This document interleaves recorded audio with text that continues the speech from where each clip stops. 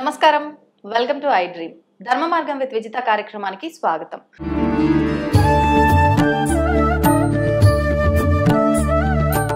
ప్రస్తుతం మనతో పాటు ఉన్నారు 109 బాబా సంత్ సదానందగిరి బాబాజీతో మాట్లాడి మరిన్ని విషయాలు తెలుసుకుందాం. స్వామీజీ, ఒక శ్లోకమా అది మంత్రమో తెలియదు, నేను అది కరెక్ట్ గా చెప్తున్నానని కూడా నేను అనుకోను, కానీ నేను మీకు చెప్పగలిగే ప్రయత్నం చేస్తా.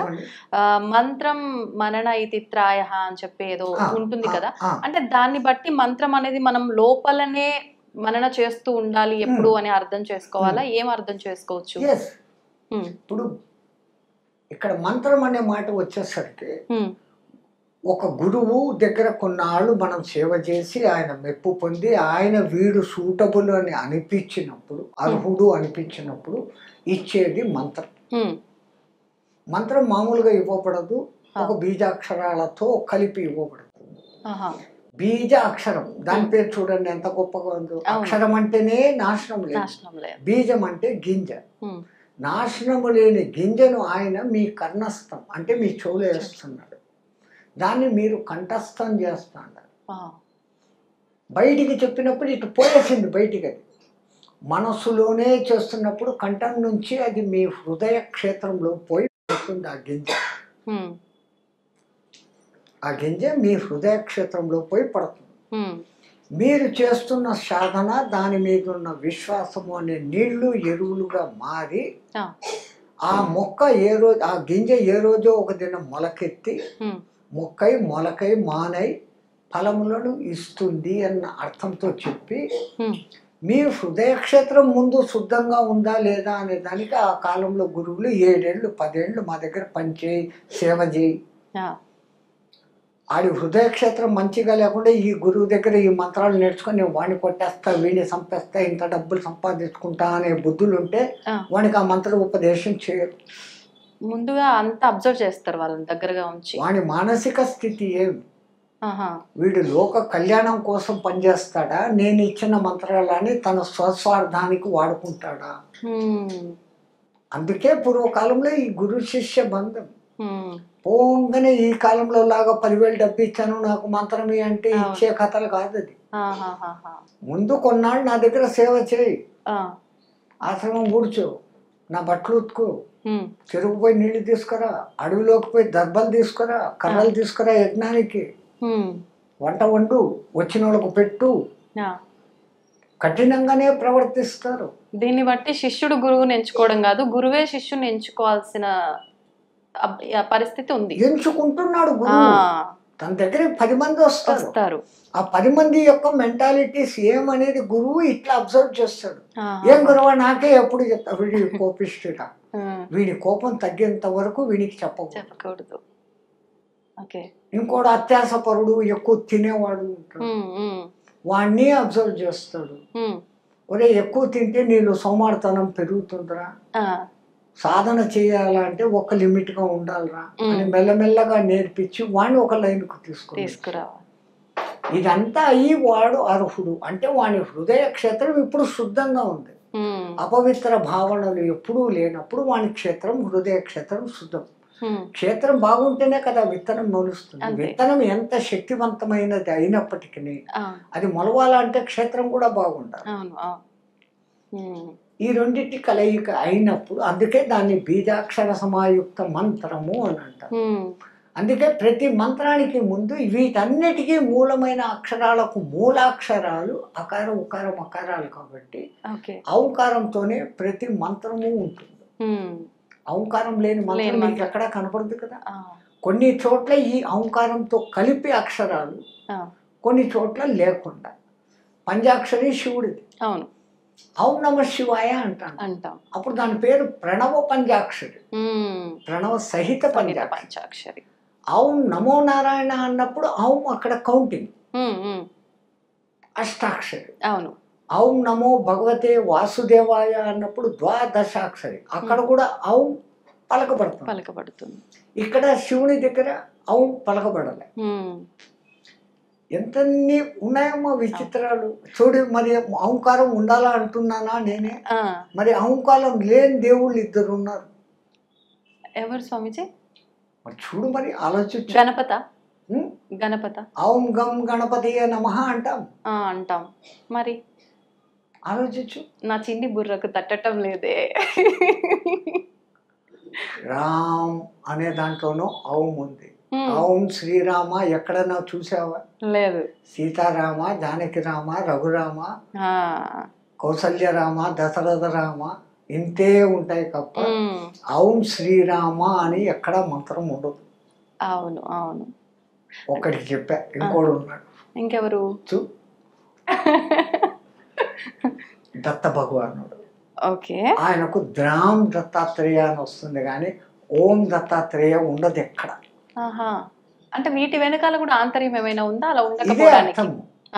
ద్రామ్ అంటున్నప్పుడు దాంట్లో అకార ఉకార మకారాలు 3 వచ్చేసినాయి. రామ్ అంటున్నప్పుడు కూడా అదే వస్తాం. అందుకే హనుమంతుల వారు ఈ ఏకాక్షర రామ్ రామ్ అంటే ఔం ఔం అనేది రోమాల్లో నింపుకోబట్టి అంతటి శక్తిమంతుడు అయిపోయినాడు. ఒక్క మన మెదడులోనే 10,000 కోట్ల న్యూరాన్స్ ఉన్నాయి. 1.5 కేజీ బరువులో అన్ని న్యూరాన్స్ ఉంటాయి. 60 కేజీల ఈ బాడీలో ఎన్ని కణాలు, ఎర్ర రక్త కణాలు, తెల్ల రక్త కణాలు, ప్లాస్మా అంటే అది కణాలు. ఇన్నిటినీ కూడా నీవు ఎప్పుడైతే ఓంకారమయం చేస్తావో విశ్వంతో నువ్వు లయమవుతావు. కలియుగంలో ఈ 70-80 ఏండ్ల 100 ఏండ్ల 120 ఏండ్ల మ్యాక్సిమం వయస్సులో కూడా ఆడు పుట్టినప్పటి నుంచి మంత్ర సాధన ఓంకార సాధన చేసిన అన్ని కణాలను నింపుకోలేడు. దైవానుగ్రహం ఉంటే అది అవుతుంది. సంకల్ప శక్తి. ఓంకారంతో కూడిన పంచాక్షరి మంత్రాన్ని ఆడవాళ్ళు చెప్పటానికి వీల్లేదు అని చెప్పి కొన్ని సందర్భాల్లో వినటం జరిగింది స్వామిజీ. ఆడవాళ్ళు గాయత్రి చదవకూడదు అనడం పరమ తప్పు. ఆడవాళ్ళు వేదం చదవకూడదు అన్నది కూడా పరమ తప్పు ఉన్నాయని చెప్తున్నాను ధైర్యంగా. మరి ఆడవాళ్ళు వేదం చదవకూడదు అని అంటే వేదాన్నే ద్రష్టత్వం చేసి రాసిన గార్గి, సులభ, మైత్రాయణి వీళ్ళందరూ ఎవరు? రాజ్యసభలలో రాజులు మెప్పు పొందిన ఉభయ భారతి మండన మిశ్రుని భార్య. వేదవతి కాకపోతే, వేదం నేర్చుకోకుండా పోయింటే శంకరాచార్యునికి వీడి మండన మిశ్రుడికి మధ్య జస్టిస్గా రాజు నియమించాడు. ఆమె రాజే నా చేత కాదు ఈ ఇద్దరు పండితులను ఎవడు గొప్ప అని నిర్ణయించాలంటే వాగ్వివాదాల్లో ఆ మాత్రం జ్ఞానం ఉన్న తల్లి ఆమెను ఉభయవాడిని అక్కడ పెట్టారు. ఆమెకి ఎందుకు అర్హత లేదు? గాయత్రి మంత్రమే అధిదేవత, గాయత్రి మాత. మరి మాతకే అర్హత లేదు, చదవకూడదు గాయత్రి ఎందుకు? అందుకే పండిత శ్రీరామ శర్మ గారు అనే ఆ మహానుభావుడు ఆడవాళ్ళకు కూడా యజ్ఞోపవీతం వేసి గాయత్రి ఉపదేశాలు ఇచ్చాడు. ఆయన మీద ఆ కాలంలో ఉన్న వాళ్ళు కోర్టులకు వెళ్ళారు. మహాపండితులు, తప్పు కాదు, వాళ్ళు దాన్ని నమ్ముకున్నారు. కానీ వాళ్ళకు తెలియని సంగతిని ఈయన మొదట 3 నెలలు కోర్టుకు పోలే. ఆఖరికి వెళ్ళాడు, అయ్యా మీకు 1 నెల నేను టైం ఇస్తాను.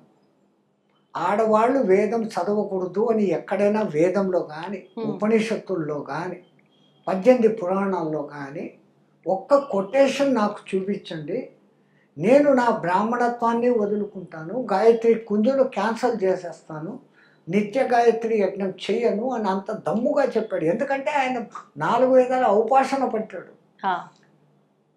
ఆడవాళ్ళకు అర్హత లేదన్నమాట ఎక్కడా లేదు. అసలు సకల విద్యలకు అది రాణి సరస్వతి, వాణి, గీర్వాణి ఆ తల్లి, ఆమె స్త్రీ. అసలు మనలో శక్తి కదలికలు కలుగుతా ఉంది. చెయ్యాలా ఏదన్నా పని, రాయాలా, వీటన్నిటి వెనకల శక్తి రూపిణి జగన్మాత. వీడు బతకాలంటే కావాల్సిన లక్ష్మక్క, అది కూడా మాత లక్ష్మీదేవి. అంతే. ఆడవాళ్ళని ఇంత ఒక దిక్కు నువ్వు వాడుకుంటూ ఆడవాళ్ళు చేయకూడదు అనడం ఎక్కడ ధర్మం? అంటే స్వామీజీ ఇదంతా ఒక రకంగా ఇంత ముందు కాలంలో ఆడవారు వంటింటికి పరిమితం, ఇప్పుడు మగవారితో సమానంగా ఉన్నారు. వంటింటికి పరిమితం ఎప్పుడూ కాదు. మహా విద్వాంసులను తయారు చేయాలంటే ఒక తల్లి ఉండే చేసింది. ఒక జిజియాబాయి శివాజీని తయారు చేసింది. ఒక శంకరాచార్యుడిని వాళ్ళ అమ్మ కూడా, ఆర్యమ్మ కూడా జ్ఞానం ఇచ్చి పెంచింది. ఉమ్, అసలు మొదట జీవికి మొదటి గురువు తల్లి కదమ్మా. అవును, వాస్తవం స్వామిజీ. పాలిచ్చి పెంచడమే కాదు, ఉమ్, వాడు కొంచెం ఆ ఆ ఊ ఊ అని అనని మొదలు పెడితే ఉమ్, మా అమ్మ అను, అత్త అను అవును, అని చెప్తూ అదో వీడు మీ నాయన అని నాయన. పరిచయం చేసి, వీడు మీ మామ అని లోకానికి పరిచయం చేసి, ఉమ్, ఇంత పరిచయం చేసినాక లౌకిక బుద్ధులు ఆధ్యాత్మిక గురువులు చెప్పే గురువు దగ్గరికి నీకు అప్పగిస్తుంది. ఉమ్, నడక తడబాటు నడుస్తుంటే ఏలు పెట్టి నడిపించి తీసుకొని వస్తుంది మొదటి గురువు. తల్లి. ఇట్లా కాదురా నువ్వు ఇట్లా నడుచు అని చెప్పేది తల్లి. అవును, పలుకులు పలికిచ్చేది తల్లి, తొలి గురువు. అవును.